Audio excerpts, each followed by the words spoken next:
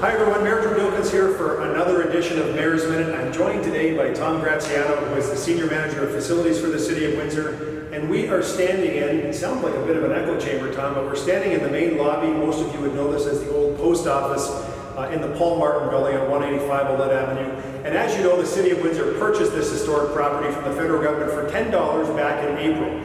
And today we're working on renovating this 87-year-old building so that, at least in the short term, we can house the Windsor Public Library here, and then in the long term, attract new tenants to our downtown core. So Tom's going to bring us up to date and let us know what's been happening here, what's new, but what's really happened in the building since April when we took over, Tom? So when we took it over in April, we moved in, and understanding the library was going to move into the second floor and the first floor on the west side, we started with renovations to the administration area on the second floor. So that area has had new carpet, paint, ceiling tile, and a minor refresh, let's call it.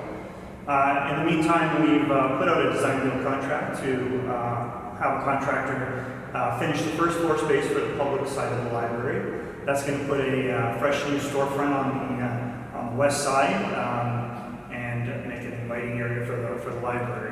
So I'm a big history lover of our city and our community, and of course this building is so historic, going back to the 1930s, and we know that in 2016 the federal government spent a lot of money renovating the limestone facade. Is it called the Tyndale limestone? Yes. Facade on the outside of the building. So when you walk by today, it certainly looks much nicer and much newer than when you used to see it. But have you found, since we took over the building, has there been anything sort of historic that you've come across, any documents or anything that you found that you thought was fairly unique? Just observation-wise, I noticed, of course, the marble, granite, the characteristics of the workmanship and craftsmanship in the building are just top-notch. We've learned that some of the accents here are hand-carved marble, hand-carved stone. The elevator, for example, there's a freight elevator here that's original to the 1932-33 construction, which is just remarkable for a piece of equipment like that. Just an amazing building. So it's kind of neat if you come in here and you go in the area where they used to actually sort the mail. There's a catwalk, and on both sides there are one-way mirrors that people used to go in the catwalk, security people, and look down at those who were sorting the mail to make sure that they weren't stealing or doing something inappropriate with the mail. Those are still here today. One of those unique things that I hope we keep in the renovation, because it really is part of the history of this building, and probably part of the history of Canada Post as well. Absolutely. It will be maintained.